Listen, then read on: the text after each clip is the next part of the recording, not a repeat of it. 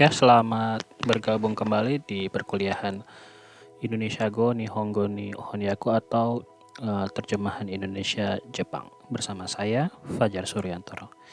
Ya, dalam perkuliahan kali ini saya akan membahas tentang frasa dan penerjemahannya.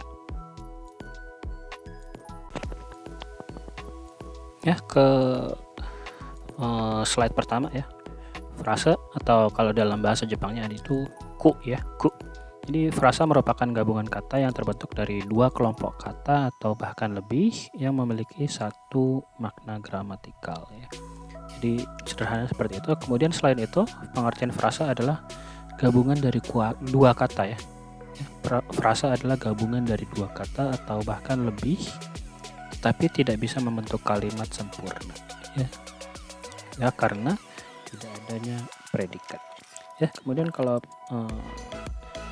pengertiannya dalam bahasa Jepang, kutowa bun ariwa setsuo togoron teki ni bunseki shita sayu no tangi to naru mono de kino teki ni go to toka de aru ga fukusu no go kara naru mono wo. Kurang lebih artinya sama ya. Jadi ku atau frasa dalam bahasa Jepang itu ya gabungan dari dua kata atau lebih yang tidak bisa membentuk kalimat sempurna karena tidak adanya predikat. Ya, berikutnya adalah ciri-ciri frasa ya. Ya, yang pertama, frasa itu ya minimal terdiri dari dua kata, tetapi juga bisa lebih dari dua kata ya. Jadi frasa itu pasti minimalnya ya terdiri dari dua kata, tetapi juga bisa lebih dari dua kata. Ya, kemudian ciri frasa yang kedua adalah memiliki fungsi gramatikal dalam kalimat ya. Jadi memiliki fungsi tata bahasa gitu ya dalam sebuah kalimat. Kemudian yang ketiga adalah frasa memiliki satu makna gramatikal ya. Jadi bukan hanya memiliki fungsi tata bahasa, tetapi juga memiliki makna tersendiri gitu ya dalam sebuah kalimat.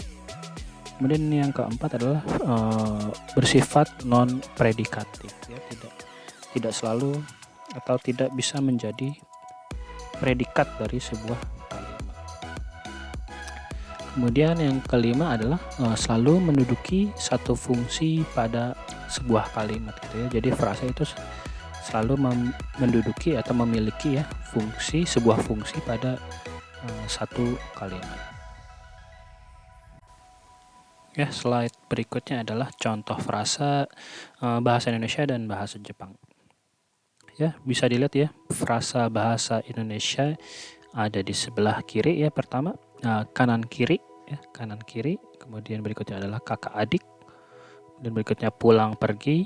Kemudian berikutnya sedang membaca.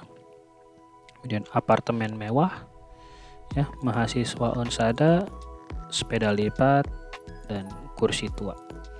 Ya, kemudian contoh frasa dalam bahasa Jepang ya, higairi ya. Higairi ini adalah pulang hari gitu. Jadi perjalanan yang dilakukan satu hari itu saja gitu ya. Misalnya ke Bandung pergi ya, kemudian hari itu juga pulang dari Bandung ke Jakarta kembali. Kemudian setelah higairi adalah sayu kanan kiri ya, kemudian di bawah sayu adalah shimai dan kyoda ya, bersaudara gitu, adik kakak. Yang shimai ini adalah adik kakak perempuan, kemudian yang kyoda itu adalah adik kakak untuk laki-laki. Kemudian setelah shimai dan kyoda adalah yondeiru ya, sedang membaca. Kemudian setelah yondeiru adalah kokyuna apato ya, atau apartemen mewah gitu, apartemen yang mahal. Kemudian unsada no gakusei atau mahasiswa atau pelajar di unsada. Kemudian setelah itu ori tatami jitensha ya, atau sepeda lipat ya, ori tatami jitensha. Kemudian yang terakhir contoh dari frasa bahasa Jepang adalah furui isu ya, atau kursi tua. Jadi seperti ini kurang lebih contohnya. Ya, ke frasa bahasa Jepang ya. Jadi frasa bahasa Jepang pada dasarnya itu sama seperti bahasa Indonesia ya, terbagi menjadi beberapa jenis.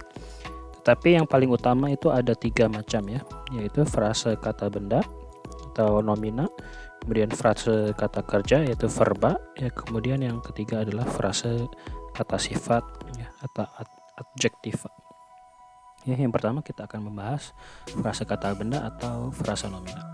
Ya, jadi frase nomina ya atau frase kata kerja ini adalah frase yang distribusinya atau fungsinya sama dengan kata benda. Gitu ya. Frase yang fungsinya atau distribusinya sama dengan kata benda. Kemudian unsur pusat frasa kata benda ini adalah ya tentu saja kata benda itu sendiri ya. Ya contohnya adalah di kalimat berikutnya adalah Korewa Tanjobi no Purezento desu. Ya, frase Tanjobi no Purezento ya, pusatnya adalah kata benda ya, Purezento atau hadiah. Kemudian ditambahkan kata benda sebagai keterangan yaitu Tanjobi. Ya, Tanjobi.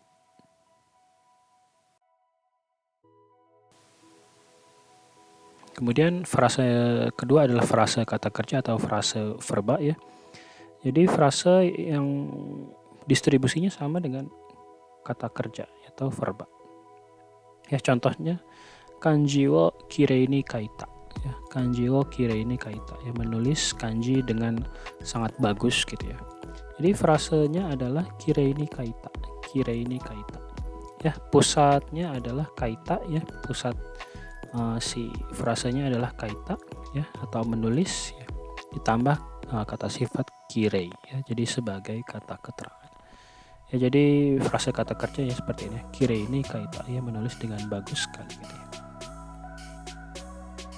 Ya kemudian ketiga adalah frase kata sifat atau frase adjektiva ya. Jadi frase yang unsur pusatnya ya tentu saja adalah adjektiva atau sifat ya, kata sifat ya. Contohnya Daitorio no musume wa totemo kirei desu ya. Daitorio no musume wa totemo kirei desu. Ya frasanya adalah totemo kirei ya. Kemudian pusat dari frasa tersebut adalah kata sifat kirei yang ditambahkan kata keterangan derajat ya, atau yang melambangkan tingkatnya ya, totemo. Ya totemo kirei desu. Jadi anak perempuan presiden itu sangat-sangat cantik.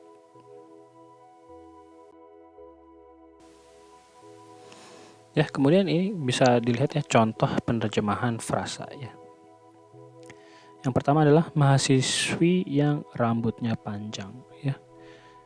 Mahasiswi itu ya onano daigakusei ya. Onano daigakusei. Kemudian rambut ya, rambutnya ya kaminoke. Kemudian panjang adalah nagai. Ya, kemudian disusun menggunakan tata bahasa Jepang ya. Kaminoke ga nagai onna no daigakusei. Ya, jadi seperti ini ya caranya, bisa dicari dulu ya arti perkataannya ya. Mahasiswi onna no daigakusei, kemudian rambutnya adalah kaminoke, kemudian panjang adalah nagai. Ya, kemudian disusunnya menjadi kalimat menggunakan tata bahasa Jepang ya, Nihongo no bunpo ya. Kaminoke ga nagai onna no daigakusei. Ya, kemudian contoh penerjemahan frasa yang kedua adalah novel bahasa Jepang yang ditulis oleh Natsume Soseki. Ya, novel ya. Kalau kita cari terjemahannya ke dalam bahasa Jepang adalah shousetsu, kemudian bahasa Jepang adalah Nihongo gitu ya. Kemudian yang ditulis ya, yang ditulis kakareta ya. Kemudian oleh adalah ni ya, kemudian Natsume Soseki ya sebagai orang yang menulisnya ya. Kemudian kita susun ke dalam bahasa Jepang menggunakan tata bahasa Jepang ya. Natsume Soseki ni kakareta Nihongo no shousetsu ya. Novel bahasa Jepang yang ditulis oleh Natsume Soseki. Kemudian yang ketiga, membaca dengan cepat ya. Membaca adalah yomu, kemudian dengan adalah de gitu ya. Kemudian cepat adalah hayai ya. Kemudian disusun ya menggunakan tata bahasa Jepang, jadi hayaku yomu ya, hayaku. Kemudian yang terakhir, contoh penerjemahan frasa yang terakhir adalah sangat manis ya. Tetapi kalau dalam bahasa Jepang itu manis itu bisa memiliki dua maksud ya. Totemo amai yang pertama, kemudian yang kedua adalah totemo kawaii. Ya, yang pertama adalah amai itu ya bisa untuk buah gitu ya. Totemo amai kudamono, buah yang sangat manis. Kemudian yang kedua adalah totemo kawaii. Ini dipergunakan untuk ya, misalnya ketika membicarakan seseorang yang berpenampilan menarik gitu ya, sangat manis. Totemo kawaii. Ya, sekian untuk penjelasan tentang frasa dan penerjemahannya ya, frasa dan penerjemahannya. Kita jumpa lagi di perkuliahan berikutnya. Arigatou gozaimasu.